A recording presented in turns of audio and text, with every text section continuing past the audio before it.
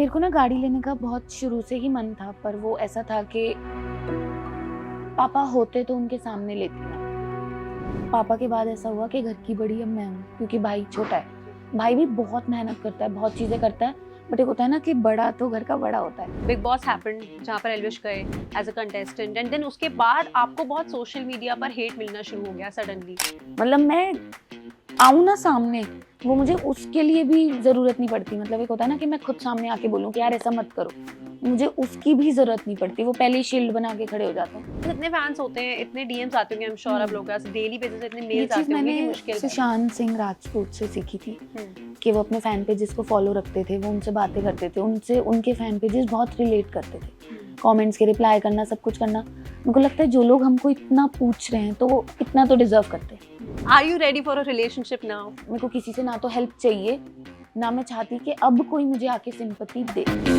Hi guys, I am Tonakshi Kalra और आज मेरे साथ है बहुत ही खास guest, the content creator herself, the YouTuber herself, Kirti Mehra. Hi Kirti, how are you? Hi hi guys, hi, I am good.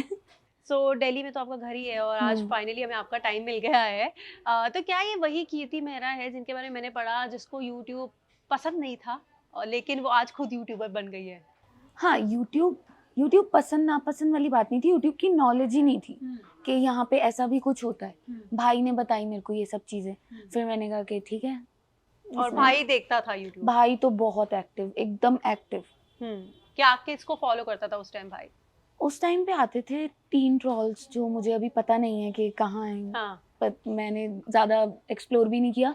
पर मेरा भाई कहता था कुछ टीन ट्रॉल्स हैं, इनके देखा कर, और वो ज़बरदस्ती दिखाता था, देख दे देख, मैं नहीं देखना मुझे। और आज ये भाई अपनी बहन की वीडियोस देखता है। हाँ, मैं भी देखती हूँ फिर। Okay, so how did this journey start की थी? क्योंकि मैंने कहीं पढ़ा कि आपको एक टाइम था फैशन डिजाइनिंग भी करने का सोच रहे थे, देन आपको डांसिंग में भी इंटरेस्ट था, आप डांस सोसाइटी का भी पार्ट थे, तो जब इतना कुछ चल रहा था तो यूट्यूब पर कैसे लैंड अप हो गए? अम, पहले तो फैशन डिज़ाइनिंग वगैरह में इसलिए नहीं जा पाई क्योंकि फाइनेंशियली बहुत इश्यूज़ थे बचपन में, बहुत ज़्यादा, और उसमें पैसा लगता है कोर्सेज़ वगैरह में। डांस में ये था कि कॉलेज में आई, डांस वगैरह किया, फिर एक ग्रुप बन गया। उस ग्रुप में जब आई तो वाइन्स वगैरह चलती थी, हर्ष बेनीवाल की, आशीष चंचलानी की। तो फिर हमने देखा कि हम भी कर सकते हैं ये। तो हमने 2016 में सोचा था कि चलो हम भी वीडियोज़ बनाते हैं और देखते हैं कैसा रिस्पॉन्स आता है। और वो मज़े-मज़े में बना दी और वो अच्छी चली। फिर बीच में ऐसा आया कि चल ही नहीं रहा था कुछ भी, फिर एकदम से बूम हुआ और वो चलने लग गई वीडियोज़। फिर ऐसा लगा कि अब ये शुरू तो मज़े में किया था, पर अब ये रिस्पॉन्सिबिलिटी भी बन गया है और मज़ा भी आ रहा है और पैशन भी बन गया है। तो फिर वो जर्नी चलती रही। ओके, बट जब स्टार्टिंग हुई थी यूट्यूब जर्नी की अगर आपकी बात करूँ तो it was not your only channel, जो ये आपका सोल चैनल नहीं था, आप एलविश के साथ उस टाइम काम कर रहे थे, तो वो दोनों का डिसीजन था कि हम दोनों मिलकर इसको यूट्यूब चैनल को चलाएंगे? ऐसा पूरा टीम थी, छोटी-सी, मतलब दोस्त वगैरह थे, वो सब बोलते थे ऐसे वीडियोज़ बनाएँगे सब लोग। और चैनल का नाम पहले था द सोशल फैक्ट्री, जिसको मतलब सब लोग थे उसमें, बट फिर नाम चेंज कर दिया क्योंकि डेडिकेटेडली वो काम कर रहा था। तो उसने चैनल का नाम अपना रख दिया। फिर 2019 में मेरे पापा ने मुझे बोला कि तू अपना चैनल भी खोल, काम कर रही है, करती रहे, बट मैं चाहता हूँ कि तू अपना भी करे। तो फिर मैंने कीर्ति मेहरा चैनल बनाया अपना। ओके, तो पापा रीजन थे कि कीर्ति का अपना चैनल बना? हाँ, पापा भी थे, भाई भी था, और कहीं न कहीं सभी बोलते थे कि कर ले, कर ले, कर ले। तो मैं जाके सबसे डिस्कस करती थी कि यार सब ऐसे बोल रहे हैं। फिर एल्विश ने भी बोला कि कोई बात नहीं, बना ले। But he was okay with it? हाँ। Okay, okay, that's great. क्योंकि तब अगर आपने चैनल अपना नहीं शुरू किया होता तो अभी तक यहाँ तक जर्नी शायद हाँ, स्लो होती, बिकॉज स्लो। किसी के साथ करना एंड अपने करने में बहुत फर्क है। हाँ। और आज लोग आपका कंटेंट पसंद कर रहे हैं, आपको पसंद कर रहे हैं, so that is there, so congratulations for that. और अभी रिसेंटली आपकी खुद की एक अचीवमेंट रही है कि आपने अपनी कार भी खरीदी है, तो congratulations for that also. Unfortunately your father was not here, तो लेकिन मम्मी रही, तो मम्मी को कितना प्राउड फील हुआ, क्या बोला उन्होंने जब आपने बोला कि मैं ले रही हूँ ये गाड़ी खुद? मेरे को ना गाड़ी लेने का बहुत शुरू से ही मन था, पर वो ऐसा था कि पापा होते तो उनके सामने लेती मैं। पर फिर ऐसा नहीं हुआ और मेरा प्लान था कि ले लूँगी, कभी भी ले लूँगी। बट जब पापा गए तो मेरे पापा का टूर एंड ट्रैवल का बिज़नेस था, काफ़ी सारे बिज़नेस थे उनके, ये बात ऐसे किसी को पता नहीं है। काफ़ी सारे बिज़नेस थे उनके, बट टूर एंड ट्रैवल्स में काफ़ी ज़्यादा लॉस हो गया और हमारी जो गाड़ी थी या जितनी भी गाड़ियाँ थी वो सब ऐसे हो गई कि छोड़ो इनको, मतलब हमने खुद ही बोल दिया कि छोड़ो, तो काफ़ी ज़्यादा लॉस हुआ। और फिर मेरे को ट्रैवल करने में बहुत दिक्कत होती थी, कैब से जाना, इधर उधर जाना, 7-8 गाड़ियाँ होने के बाद भी एकदम कोई भी गाड़ी ना होना। तो मैंने कहा कि यार ये बहुत दिक्कत हो रही है, ऊपर से मेरा डॉग है, कैब में बिठाती, कैब ड्राइवर्स बोलते हैं हम डॉग को नहीं बिठाएंगे। मेरी ईगो हर्ट हो जाती थी कि तुमने मेरे डॉग को मना कैसे किया बिठाने से, एक्स्ट्रा पैसे ले लो, कुछ भी कर लो, पर मना क्यों कर रहे हो, और डॉग्स के लिए ऐसा कुछ है भी नहीं। तो मैं ऑटो वगैरह में लेके जाती थी और मेरे को मतलब ऐसा गुस्सा आता था। फिर मेरे पापा का बर्थडे था, मतलब 20th मई को पापा को 1 साल हो जाता डेथ को, बट 13th मई को उनका बर्थडे था। तो मैंने उनके बर्थडे पे गाड़ी निकलवाई और मैंने कंपनी वालों को बोला मुझे उसी दिन चाहिए गाड़ी। तो जब हमने उस दिन गाड़ी निकलवाई और पूजा वगैरह करवाई, तब कोइंसिडेंस की बात है कि मेरी गाड़ी का जो नंबर है ना वो 0379 है लास्ट में, और मेरे पापा ने अपने बिजनेस में जो लास्ट गाड़ी ली थी उसका नंबर भी 0379 था। और मैंने ये इंटेंशनली नहीं किया था, मुझे नहीं पता था कि कौन सा नंबर आ रहा है, बल्कि मुझे तो पसंद ही नहीं आया था। मैंने बोला 037 क्या है ये, 0380 तो होता, कुछ तो होता, 0379। फिर जब मैंने वीडियो डाली, मेरे चाचा वगैरह सब लोग कमेंट कर रहे कितने का लिया तूने ये नंबर, कितने का लिया। कहा कि ना तो कोई वीआईपी नंबर ही नहीं है ये, क्यों बोल रहे हैं ऐसे। फिर उन्होंने, हमें किसी को भी नहीं ध्यान था क्योंकि बहुत सारी गाड़ियाँ थी, लास्ट गाड़ी का नंबर क्या है हमें पता ही नहीं था, कमर्शियल गाड़ी थी सारी। तो मैंने, फिर उन्होंने चाचा वगैरह ने फ़ोटो दिखाई सबकी, जब पापा की डेथ एनिवर्सरी थी 20th को, कि ये देख। मैंने कहा कि ठीक है, ब्लेसिंग्स हैं ये भी उनकी कि मुझे बर्थडे पे लेनी थी, उन्हीं के लिए लेनी थी, और सेम नंबर गाड़ी पे ऐसे आ गया, तो तब ली थी मैंने ये गाड़ी। ओके। और जैसे आपने भी खुद बताया कि पापा के फाइनेंशियल लॉस हुआ था काम में, तो क्या एक वो रीज़न था बिकॉज आप घर के बड़े हो, घर के बड़े बच्चे हो, तो कहीं ना कहीं वो रीज़न था कि इसलिए थोड़ी रिस्पॉन्सिबिलिटी फील होती थी कि खुद कुछ करना है? नहीं, जब फाइनेंशियल लॉस थे, चल रहे थे फैमिली में, तब मैं बहुत छोटी थी। अच्छा। बहुत छोटी, पर इतनी समझदार भी थी कि मैं देख सकती थी कि मेरे पापा कैसे मेहनत कर रहे हैं, क्या कर रहे हैं हमारे लिए, छोटी छोटी चीज़ें, और वो खुद कितना परेशान है। तो मैंने उनको देखा है प्रॉपरली। तो जब आप अपनी लाइफ में सारी चीज़ें देख लेते हो ना, फिर आपको पैसे की वैल्यू आ जाती है, रिस्पॉन्सिबिलिटी आ जाती है।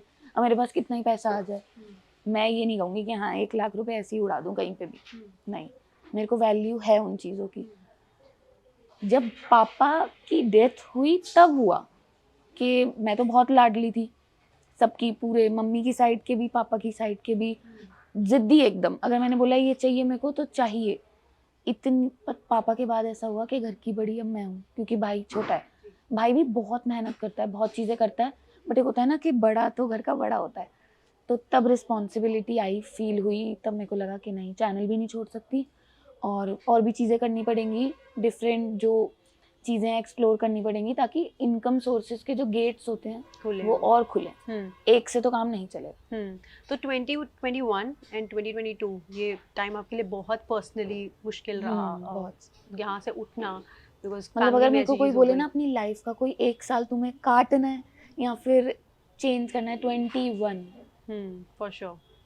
बट उस टाइम किसने सबसे ज़्यादा इमोशनल सपोर्ट दिया, बिकॉज उस टाइम आपको सबसे ज़्यादा ज़रूरत सबसे पहले उसकी होती है? या घर के बड़े बच्चे को मुझे लगता नहीं है कि ये चीज़ें देखनी होती है, बट मेरी फैमिली बहुत ज़्यादा सपोर्टिव थी, मेरे दोस्त काफ़ी ज़्यादा सपोर्टिव थे। बट कोविड का टाइम ऐसा टाइम था कि आप ना किसी से हेल्प मांगते हो बट वो कर नहीं पाता, क्योंकि कोई नहीं कर पा रहा था। अब सबका अलग अलग नेचर है, क्योंकि हम लोग चले जाते थे तो मेरी एक्सपेक्टेशन थी कि अगर हम जा रहे हैं किसी के यहाँ पे तो शायद वो भी आ जाए या थोड़ा बहुत करें, बट किसी ने नहीं किया। तो मेरी एक्सपेक्टेशन वहाँ पे ख़त्म हो गई थी सबसे ही, कि कोई, मेरे को किसी से ना तो हेल्प चाहिए, ना मैं चाहती कि अब कोई मुझे आके सिंपैथी दे, क्योंकि जो सबसे बुरा टाइम था लाइफ का वो निकल चुका है, खुद ही अकेले फैमिली के साथ, तो किसी से अब हेल्प क्या ही मांगनी। जो ऑक्सीजन सिलेंडर्स वगैरह थे सब थे, पहले मिलते ही नहीं थे, 2-2 दिन लाइन में खड़े हो, बहुत लंबी। पर फिर मैंने अपने चाचा के थ्रू ही कॉन्टैक्ट्स निकाले, और पुलिस वाले ये सब चीज़ें कॉन्टैक्ट्स उन्होंने निकाले, फिर थोड़ा सॉर्टेड हो गया था। बट अनफॉर्चुनेटली पापा की डेथ हो गई तो फिर कोई पॉइंट नहीं। मैंने ये भी पढ़ा कि आप कहीं जॉब भी करने लगे थे, तो क्या हाँ। ये आपके पापा की डेथ के बाद आपने प्लान किया कि अब करना पड़ेगा कुछ जॉब, क्या उसके बाद की थी आपने? नहीं, ऐसा हुआ था कि पापा की डेथ के बाद काम करने का मन नहीं था बिल्कुल भी, और यूट्यूब भी छोड़ने का ऐसा हो गया था कि छोड़ दूँगी, बट फिर मेरे को रियलाइज़ हुआ कि वो खुश नहीं होंगे, और मम्मी भी हैं, भाई भी हैं, फिर उसी के बीच में ब्रेकअप वगैरह चीज़ें हो गई सारी। तो मैंने सोचा मैं मम्मी को परेशान नहीं कर सकती घर पे रह के। फाइनेंशियली मैं सब कुछ सँभाल लूँगी, पर मैं उनको इमोशनली और ड्रेन नहीं कर सकती, क्योंकि वो मेरे को देखें रोते हुए, मैं उनको। तो फिर मैंने बाहर निकली मैं, अपनी एक दोस्त से मिलने गई, तो उसने बोला कि मेरी कंपनी में आ जा तू, और वो कंपनी मुझे बहुत हैपनिंग लगी। तो मैं गई वहाँ पे जाके मैं ऐसे बिल्कुल चेंज हो गई, जो मेरा नेचर हो गया था ना सबसे डिस्टेंस बना के रखना, बात ना करना, उस कंपनी में आके मेरा नेचर जैसा पहला था वो वैसा वापस आया, कि दोस्तों से हँस खेल के बात करना, और वापस सबके रिश्ते सँभालना, या कोई बात नहीं सबको माफ़ कर देना, वैसा। अभी भी जॉब कर रहे हो आप? जॉब कर रही हूँ, पर अभी मैं स्विच कर रही हूँ, थोड़ा रोल शिफ्ट कर रही ओके, कूल। तो आपने जब चैनल शुरू किया, थोड़ा चैनल पे बात करते हैं, जब आपने चैनल शुरू किया और आप और एल्विश साथ में काम कर रहे थे, ये वो वाला टाइम है जब दोनों साथ में काम कर रहे थे, आपका खुद का चैनल नहीं हुआ था। तो एक होता है कि एक बहुत जिगरी दोस्त है, बहुत पुराना दोस्त है, तो उनके साथ आपको पता है आपकी वो एक बैठी होती है, एक कंफर्ट लेवल होता है, आपको पता है कि ये मैं इसको सपोर्ट करूँगी, ये मुझे सपोर्ट करेगा, दोनों मिलकर कुछ बढ़िया सा काम कर लेंगे। तो कितने सालों से जानते थे आप उन्हें? आई थिंक 2015 से जानती थी, और हाँ, कितने हो गए, 2015 8 साल। 2015 से जानते थे, तो वो दोस्ती थी और वो कंफर्ट लेवल था कि आपने वो शुरू किया। ओके, एंड आपने जब खुद का चैनल शुरू किया, तो कितना स्ट्रगल था? बिकॉज़ कहीं न कहीं लोग आपको उनके साथ देखते आए थे, देन अब यहाँ पर एकदम से शिफ्ट हो गया, आपने अपना चैनल खोला, तो जब खोल तो लिया एक्साइटमेंट में, चलो अब खुद अब कुछ करना है, तो क्या उस तरह का रिस्पॉन्स मिल रहा था जो आप एक्सपेक्ट कर रहे थे? रिस्पॉन्स अच्छा मिल रहा था, बट मेरे को ना एक चीज़ पता थी, जो होता है ना कि मैं जितना रियल रहूँगी, जितना मैं ऑडियंस से रिलेटेबल रहूँगी, जितना मैं अपनी जो एक्चुअल लाइफ है वो उनको दिखाऊँगी, तब तक वो मेरे से रिलेट करेंगे। जहाँ पे मैं ऐसे दिखाने लगूँगी, ओह माय गॉड और ये वो, तो ऑडियंस रिलेट नहीं कर पाएगी, क्योंकि मैं फेक लाइफ पोर्ट्रे नहीं कर सकती अपनी। मैंने जो लाइफ में देखा है या जैसा मैं जीती हूँ, मैं वैसा ही दिखाती हूँ। तो वो एक प्लस पॉइंट था, मेरे को खुद का भी वो प्लस पॉइंट लगता है कि मेरे को फेक करना नहीं आता है। तो इस वजह से ऑडियंस ने बहुत प्यार दिया था, बहुत प्यार, और मेरा चैनल पहली वीडियो में ही मोनेटाइज़ हो गया था। ओह! That's great. तो इतना एक होता है ना कि आप किसी के साथ बहुत टाइम से रहे हो, वो कम्फर्ट लेवल रहा है, वो सब कुछ रहा है, एंड 2 लोगों की बातें सिर्फ़ 2 लोगों को पता होती है, दूसरे दूर से लोगों को तो कुछ और ही दिख रहा होता है, या उन्हें पूरी बात नहीं पता होती, but they also comment. 2021, 2022 already आपके लिए थोड़े डिफिकल्ट ईयर्स रहे, काफ़ी डिफिकल्ट रहे, थोड़े तो बोलना गलत है, काफ़ी डिफिकल्ट रहे इमोशनली, एंड देन उसके बाद बिग बॉस हैपेंड, जहाँ पर एल्विश गए as a contestant, and then उसके बाद आपको बहुत सोशल मीडिया पर हेट मिलना शुरू हो गया सडनली। बोला गया कि आप उन पे कमेंट क्यों कर रहे हो, आप लाइमलाइट ले रहे हो। कितना मेंटली टैक्सिंग था वो वाला टाइम जब लोगों ने ऐसे हेट्रेड वाले कमेंट्स करना शुरू किया? ये बहुत ज़्यादा वो था, हैंडल करना, मतलब ये मुश्किल था, क्योंकि मेरे को कभी इतना हेट और ये सब मिला नहीं। और मुझे अभी भी पता है कि उसकी साइड के जो फैंस हैं वो नहीं बोलते, बट दूसरे जो थे उनकी साइड से काफ़ी एक ऐसे अग्रेशन वाला बिहेवियर निकल के आ रहा था कि क्यों किया, क्यों नहीं किया। मुझे लगता है आप अपना पॉइंट ऑफ व्यू रख रहे हो, मैं अपना पॉइंट ऑफ व्यू रख रही हूँ, आपने भी तो रखा, तो कोई आपको गाली दे आपको अच्छा लगेगा। मैंने भी रखा, और मैंने बहुत पॉजिटिवली रखा, मैंने किसी को कुछ उल्टा सीधा नहीं बोला। पर कुछ लोग होते हैं ना कि मुंह से आपने बोला भी क्यों, तो उनको वो पिंच कर गया। अब मेरे को अगर एज अ क्रिएटर कोई बुला रहा है और मेरे से कोई ओपिनियन मांग रहा है, तो वो मैं दूंगी। मैं ये तो नहीं बोल सकती कि नहीं यार नहीं दूंगी, और दूंगी तो मैं इतना दूंगी कि ठीक है वो सही लगे। और उसी में इतना बवाल हो गया, मैंने अपने कमेंट सेक्शन करे, कमेंट सेक्शन ऑफ नहीं किया। कमेंट सेक्शन ऑफ करती तो मेरे को लगता मैं वीक लगती, तो मैंने नोटिफिकेशंस ऑफ कर दिए। मैंने कोई यूट्यूबर नहीं देखा था जिसके नोटिफिकेशंस ऑन रहते हैं, मेरे ऑन रहते थे सब जगह के। फिर मेरे को सब लोग बोलते भी थे क्यों ऑन रखती है, क्यों ऑन रखती है, तो मैंने कहा यार हाँ ये क्यों ऑन है। मैंने सारे नोटिफिकेशंस ऑफ कर दिए, चाहे वो कमेंट्स हो या फिर टैग्स हो, कुछ भी हो।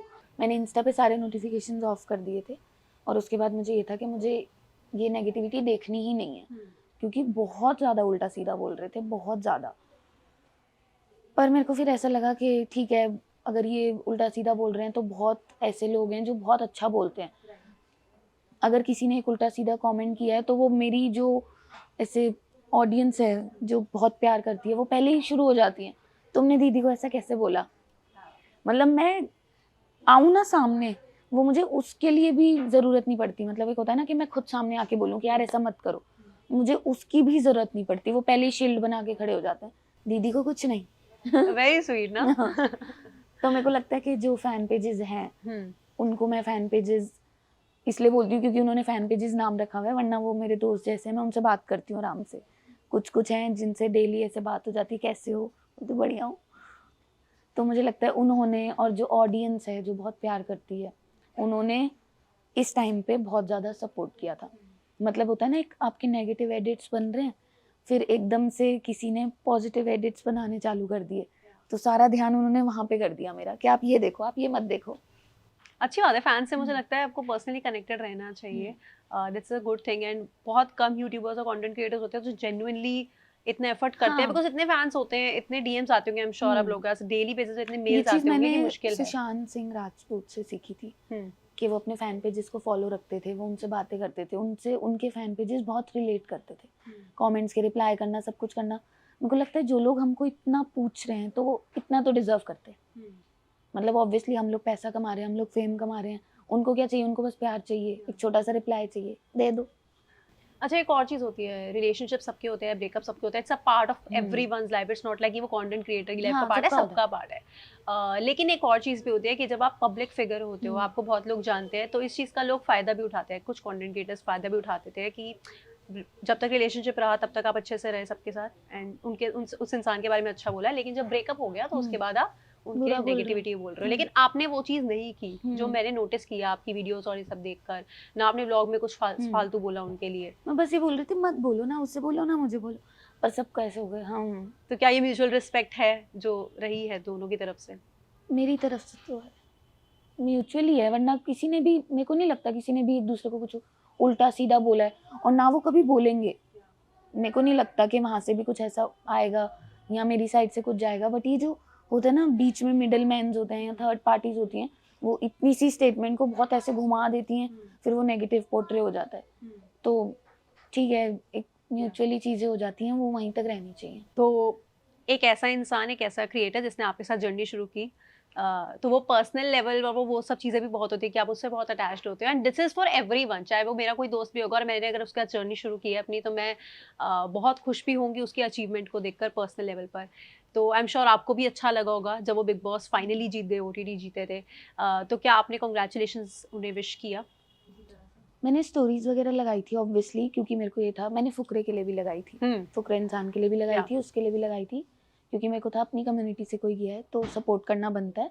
और वो भी तब भी बनता है जब इतना प्रोफेशनली भी साथ में काम किया हो, पर्सनली भी जानते हो, तो इतना तो बनता है। और उसके बाद मैंने कुछ नहीं किया। Okay, okay, fair enough. और आज अगर मैं कीर्ति का पूछना चाहूँ तो आज आपका क्या फ़ोकस है? Is it your own channel जिस पर आप बहुत काम करना चाहते हो, रेगुलरली काम करना चाहते हो, या चाहते हो कि कुछ और काम करो, या जॉब पर फ़ोकस करना चाहते हो? बिकॉज़ अभी थोड़ा कन्फ्यूज़न हो गया है। ये ऐसा लग रहा है बिकॉज़ कहीं न कहीं आप चाहते हो कि आप बहुत अर्न करो एंड अपने पापा का नाम रोशन करो, बहुत सारे सपने होंगे आई एम श्योर आपके। तो प्लीज़ वो क्लैरिफ़ाई कर दो फैन्स को। सो मैं अपना यूट्यूब चैनल तो कभी नहीं छोड़ूंगी, बट हाँ, काफ़ी सारी चीज़ें हैं जो लाइंड अप हैं, और काफ़ी ज़्यादा सरप्राइजेस भी हैं। जॉब का क्या होगा वो मुझे नहीं पता, क्योंकि मुझे लगता है कि वो शायद मेरे को छोड़ना पड़े। ठीक है। पर काफ़ी सारी चीज़ें हैं जो लाइंड अप हैं, जो आपके सामने आ जाएंगी। मुझे लगता है 15 दिन में मैं बता दूंगी कि क्या होने वाला है। मेरे को खुद का बिजनेस भी करना है, मेरे को खुद की बहुत सारी चीज़ें करनी है, तो जैसे जैसे होगा वो व्लॉग्स में अपडेट होता रहेगा आपको। अच्छा, आप बहुत सारे लोगों के फेवरेट हो, बहुत सारे फैंस के फेवरेट हो, बट आपके टॉप 3 फेवरेट कंटेंट क्रिएटर्स कौन है जिनको आप फॉलो करते हो? किसी को नहीं। No one. How is that possible? मैं वही तो कभी यूट्यूब में और ये सब में इतना देखा नहीं, पर हाँ, अगर फिर भी मैं किसी को ऐसे अपना आइडल नहीं मानती।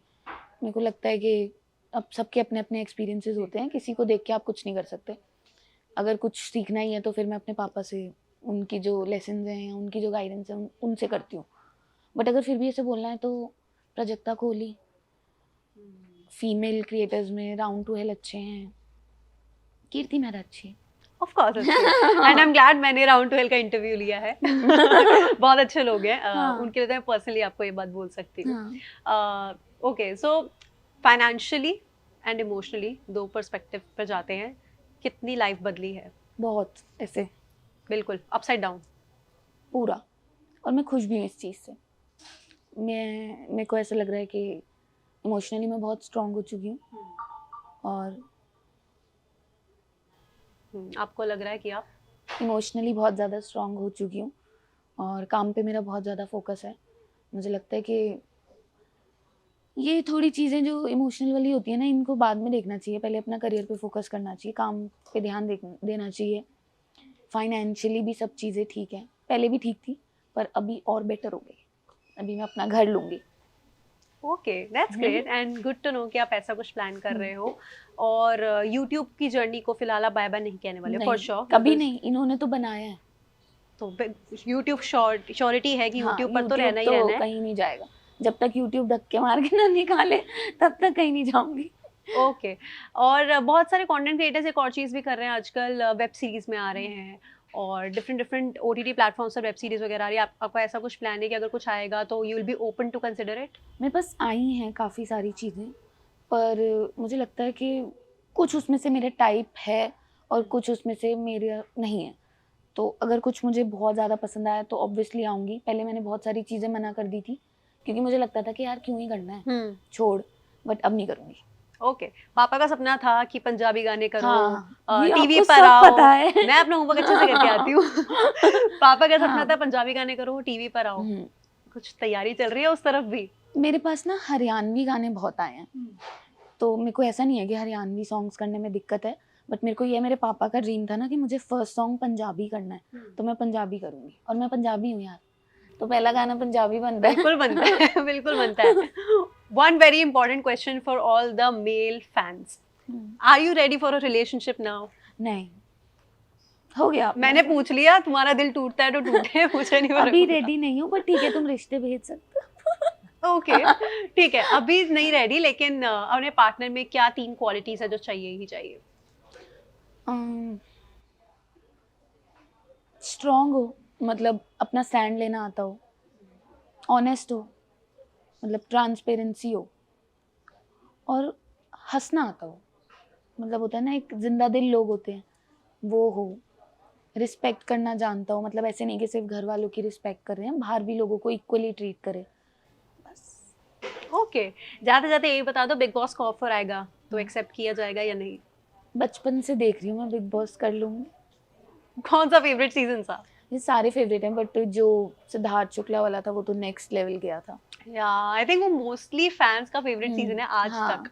वरना और भी थे, गौतम गुलाटी वाला अच्छा था, और राखी सावंत वाला भी अच्छा था। फन था, it was a crazy one for sure. और एक वो कौन था, वो जिपिट, इमाम खान आए थे, यस एक बार ओम बाबा आए थे। तो बिग बॉस की जर्नी बहुत क्रेजी रही है एंड इसी जर्नी में ये देखना बड़ा इंटरेस्टिंग होगा अगर कीर्ति के पास ये ऑफर आता है और कल को हमें खबर आ जाती है कीर्ति फाइनली बिग बॉस में जा रही है, तो कीर्ति की कौन सी पर्सनैलिटी निकल कर आती है? हाँ, वो फिर वो रियल पंजाबन दिख जाएगी सबको कि दीदी आप तो बहुत प्यार से बात करते थे, नहीं दीदी नहीं करती। अपने लिए स्टैंड ले सकती हैं। All right, Kirti, thank you very much for your time. It was definitely a pleasure chatting with you today, and thank you for being so candid, so raw, and so genuine throughout the chat. Thank you very much.